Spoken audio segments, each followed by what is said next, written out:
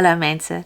It's Christy in Calgary over here, and today we're on part 2 of Sandi's immigration experience and answering the question, where in Canada should Sandi live?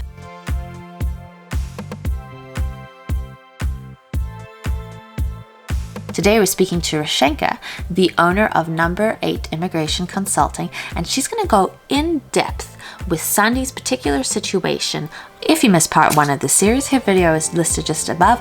Today we're working with Sandi, a 24-year-old front-end developer with no dependents with 1 to 2 years work experience. Her ultimate goal is to find work in a Canadian tech city.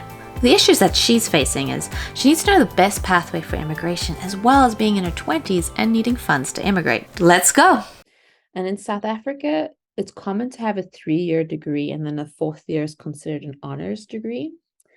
Do you see that being a problem for her immigration? So that's a very vague question, because when it comes to immigration, there are so many different programs, federal programs as well as provincial programs. And are you thinking of permanent residency, or are you thinking of coming to Canada as a student on a study permit? So it depends on what you're trying to achieve here, because the number of points that you get will depend on the degree that you've completed. If it's a master's, you get a certain amount of points. And if it's a 3-year degree, you get a certain amount of points. Either way, what we do is we do something called an ECA, Education Credential Assessment. And, there are designated companies who would do that. So they will look at this person's degree transcripts and then tell us, okay, well, it's equivalent to a 4-year degree, bachelor's degree in Canada, or it's equivalent to a master's or whatever. So we would need to get that done to apply for any sort of permanent residence options. I would love to hear what your experience has been with bringing your degree over. Did you have to redo courses? Did your degree translate to the same amount as a Canadian degree? Drop down a comment below and we'll see and compare notes. Okay. And she ultimately, the goal is to permanently relocate here. Yeah. So from what you know of her, with her resume, is there a stream of immigration that you would recommend? Or do you have an inclination towards anything, or is more information still needed? More information needed. Yeah, so she's got, BSc, so that could be considered a bachelor's degree most likely. And she's a developer. So, so I remember what I wanted to mention was that in Alberta, there's a program called Alberta Tech Accelerator Program. And if you get a job offer from an Alberta employer who's in the IT sector, then there's a permanent resident option directly. So this would be something that Sandi would want to think about. You can apply for jobs, and if you get a full-time job offer, and if she has all the other qualifications to create an express entry profile, then this will accelerate her application, if you will. And for most work permits, you need something called a LMIA, a Labor Market Impact Assessment. But for this program, because Alberta and even Ontario, they have a separate program, I think, but because we need a lot of IT professionals in the province, that's why they have introduced this special program to accelerate their application and get them here as soon as possible. So that is definitely something that I would ask her to look at. But in terms of her experience, she's got about a year as a junior developer. So for express entry, you need at least 1 year of work experience, and being a developer, that falls under the NOC 0A or B category. So that's good. The other thing that she would have to do is do IELTS for English proficiency, IELTS general. And you need at least CLB 7. So CLB stands for Canadian Language Benchmark. CLB 7 is equivalent to IELTS 6 band across the board, writing, listening, speaking, and reading. So those 4 categories. So those things are important. So I think she might. Is she married? No, she's single, no dependents, of I think 24 years old. Your gut feeling, is this, if she were to apply, would there be an option for success, or the things that she should do to improve her chances? Yes, definitely. So IELTS, the first step is, okay, so I'll explain it this way. For Express Entry, there are federal programs and there are provincial programs. Mhm. The Tech Accelerated Tech Pathway is an Alberta provincial program. The Federal Express Entry for Permanent Residency is a federal program, obviously. And under Express Entry, there are 3 different categories: Canadian Experience Class, Federal Skilled Worker, and Federal Skilled Trades. So I see Sandi in the Federal Skilled Worker category. And for that, there are a few different minimum requirements that you have to meet. English proficiency being one. You'll have to have secondary education. So she's got a bachelor's degree, so that's really good. We just have to get that ECA done to verify that it is equivalent to a bachelor's degree here to get the required points. And then 1 year work experience is the minimum. But if she has more years of work experience, she'll get more points. Okay. Mhm. And 24 is great because she falls under 18 to 35 category, where they will get the most amount of points for age category. So that's good. And then being a developer, that falls under the title, because you have to have a job role in NOC, stands for National Occupation Code. So NOC is 0A or B. So she will be most likely A, I believe. So that should be fine. So she would have to do really, really well in IELTS to make sure she has enough points.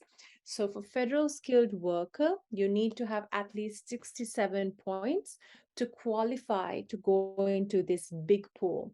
So everybody who qualifies from Canadian Experience Class category, Federal Skilled Worker, Federal Skilled Trades, all of them will fall into this big pool where they'll do another calculation. It's called CRS, Comprehensive Ranking System, and then they'll rank everybody. So in order to get into that big pool, she needs to have 67 points. So to get 67 points, definitely has to have really good IELTS results. And then work experience, more years of work experience will help. A qualifying job offer will help. Okay, so if she qualifies under Federal Skilled Worker, then we create the Express Entry profile. And then if she gets a job offer from an Alberta employer through the tech pathway, then that's called a provincial nomination. Then Mhm. we're also applying to the provincial government. If she gets that, then she gets 600 points right away, which means it's almost a guarantee that you will get an invitation to apply for permanent residency. So right now she has to do a few different things to be successful at this. Do IELTS general, study for it, and do really, really well. And then try and find a job offer. Those are a few different things that, and also obviously work experience, and even doing a master's or something like that, another diploma would give her some extra points. Those are a few things that she could do to increase her points. So the big thing that she had as an issue that she was concerned about is she's young, and she doesn't have access to the funds to immigrate. Do you think that would be an issue if she was gifted the funds, or do funds not even really play into this particular scenario? I'm very curious.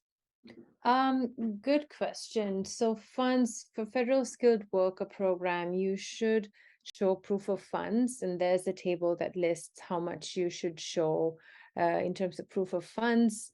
It depends on number of family members. So if she's just one person, I can tell you right now, Federal Skilled Worker Program proof of funds, or even send you the table so you can share with her. One family member, you have to show 13,310 Canadian dollars. And then I believe you should have this in your bank account.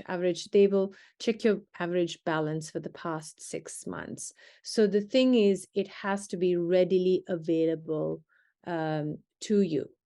For example, you can't use equity on real property as proof of settlement funds. And it says you can't borrow this money from another person. You must be able to use this money to pay the cost of living for you and your family. So if it's gifted to you, then we'll have to get a letter from that person saying she's not borrowing it, it's actually being gifted to her, and it's sitting in a bank account and it's readily accessible for her. But we won't have to show that till later on in the process. We'll only have to submit that information when she or after she gets an invitation to apply for permanent residency. So till then, she has plenty of time, a few different steps that we'll have to do before that. Doing IELTS, getting ECA done, and trying to find a job offer, and creating the express entry profile, and then hoping she would get an invitation from the province, apply to the province, right, and get the nomination, and then apply to the federal government. So a few different steps ahead of that. You did say 6 months availability. Like, does the funds have to sit in the account for 6 months at a certain point? What they do is they check the average balance for the past 6 months and the current balance of each account if she's going to show different accounts. I guess the idea is to show that if she's not just getting this money from somebody just to show proof of funds, right? And then all of a sudden there's a huge deposit in the account. That's why they want to see that, okay, this balance has been there for quite some time. But if you're getting it as a gift, then okay, here it is, and here's the letter. How did that person get the money, sort of thing. So then we'll have to go into a little bit more detail. But if you're using your own funds, because this document is based on the fact that you're using your own money, you've got your savings, and it doesn't say that you have to have $13,000 sitting in your account for 6 months. They just check your average to see how it has been growing, or whether it has been sitting there, or just 13,000 automatically just show up there. Okay. All right. Okay. Excellent. Thank you. That's really great. Are there any other words of advice that you might have after you've seen her resume and you've chatted a little bit? Is there anything else that you just put out there for Sandi to be aware of? Well, another thing that I just wanted to mention in terms of showing proof of funds, if you have a job offer, you might not have to show proof of funds. I'll have to double check that. But I will let you know. But in terms of other options for her, she can certainly look at a study permit, because she's got a bachelor's degree. She can come here to do either a master's degree, which is going to be advancing in her professional side of things. A postgrad diploma, that might be a less expensive option, and it's shorter in duration.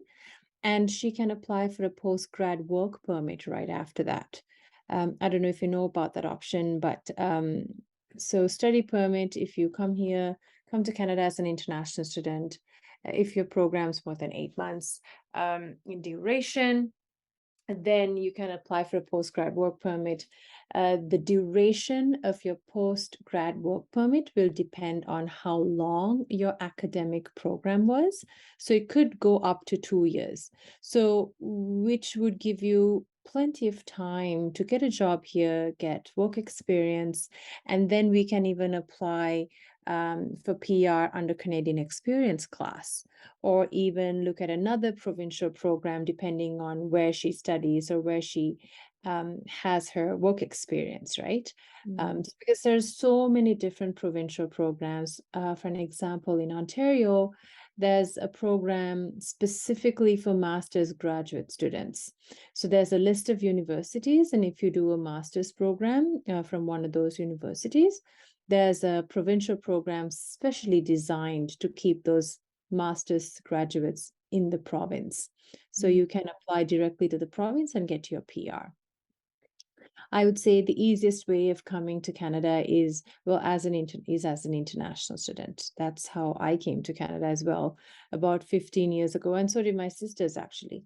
So you do your international studies or as an international student, then get your postgrad work permit. After that, there are so many options to apply for permanent residency and then get your Canadian citizenship after that. Wow. Okay. Super helpful. It's funny, I'm doing another interview with some software engineers to get a sense of which province to go to. And you've mentioned there's these federal programs and there's also different provincial ones.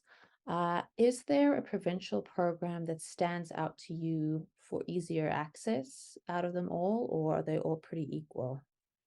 No, there are easier ones for sure, but most provincial programs would require a job offer from an employer. So that's the thing. But if you're talking to software engineers, definitely Alberta Tech, Accelerated Tech Pathway, that's definitely one to look at because I can send you a link afterwards. It lists the job, the occupations that they're looking for, and then the industries that the employers are looking to hire. So software engineer is definitely one of them. Roshanka was incredible to speak to and has so much insights. And I would say if you have any questions, she's the person to contact. Her website's down below. I will be doing a part 3 to the series of Where in Canada Should I Live? And I will be looking at all the different components that Jennifer spoke about and Roshanka and try and narrow down some cities and options that would help meet Sandi's needs of where she wants to go into her future. If you're interested, make sure that you subscribe down below. And if you want to know more about my day-to-day life, follow me on Instagram at Christy in Calgary. Tot volgende keer!